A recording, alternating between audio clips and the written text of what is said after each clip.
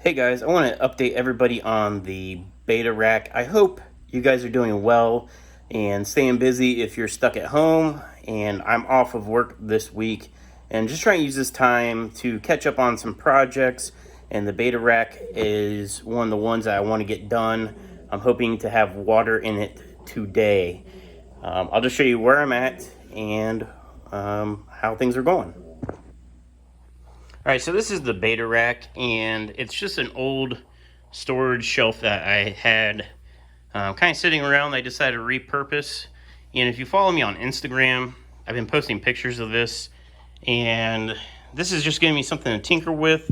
It's not the most efficient way to house multiple betas because I can only fit 4 per rack, and I'll just kind of do an overview of how this system is. This is going to be a central system. It's got a 10-gallon sump. The water is going to go up a pipe, which is this one right here. And I'm just going to use a power head and see if that works. If it doesn't work, I'll use a bigger pump. But I have a power head that I think will be enough to lift this. If it doesn't, then I'll use the actual sump pump, which I have, so no big deal. Water goes up, comes across this top, and then I drilled and tapped.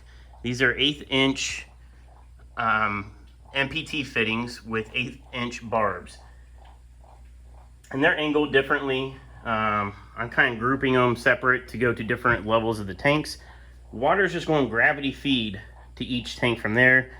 Those allow me to use just regular air line. I buy like 500-foot spools of it, so super cheap and effective. So the water is going to flow down into each of these tanks. These are the critter keepers made by Lee's, and these are the medium size. These are a bit bigger than I wanted, but they'll work out. I can plant all of these tanks, so the betas will have some live plants to kind of make them comfortable. And the whole goal is I'm doing what you see is what you get. So I'm going to label each tank. Let's like A1, A2, A3, A4. And I bought some labels today for that. So I'm going to label them. And then on the website, it's going to be listed specifically, this fish is A1. So if you see this fish online, that's the fish you'll buy. So you'll be able to like specifically buy whatever fish is listed. So if it's a blue like plakat and it's a A4, if you buy A4, that's the fish you'll get. So you'll know exactly which one you're getting. So the water's going to come down and go in. I drilled all these and put bulkheads in it. They overflow. These just sit here. So what kind of makes that nice is that I can pull these tanks out super easily if I need to get the fish out or whatever reason. And this is 2-inch PVC. It's just drilled, and I have a barb, and they just sit in there. I use some plumber's tape. This is plastic to hold all of these pipes up. They all go down, and then that pipe goes into the sump. Down there I will have filter media, and then it's going to pump all the water back up and start the process over. Because I want this gravity fed, I don't want these pressurized, mainly just to avoid blowing any of the air lines off. So any water, it's going to come and then go over to here, goes all the way down, and then goes back into the sump. I can use this ball valve to control the back pressure. So if the water flows too much and just bypassing all these holes, I can put a little bit of back pressure on it by turning that.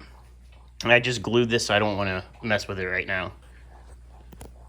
So today's project, I went and got paint and a paintbrush. I'm going to paint 3 sides of these so the fish can't see each other, so that way they're not constantly stressing out. Although I did debate, it might be good exercise for them. But as of right now, I'm going to paint all 3 sides. And then I also got, if you also follow on Instagram, I picked up these shop lights. These are actually longer.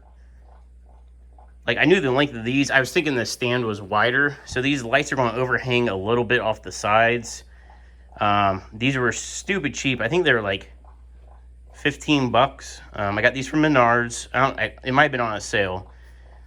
But what I like about them is that you can daisy chain them. So I can hang the one light and then the next light can just plug right into the end of it.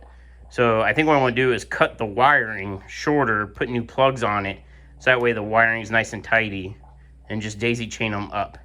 So that'll be the lighting. This will no doubt be plenty of light to grow plants in these tanks. And the plants, it's basically going to give the fish some like hiding spots and coverage, but also allows me to propagate more and more plants.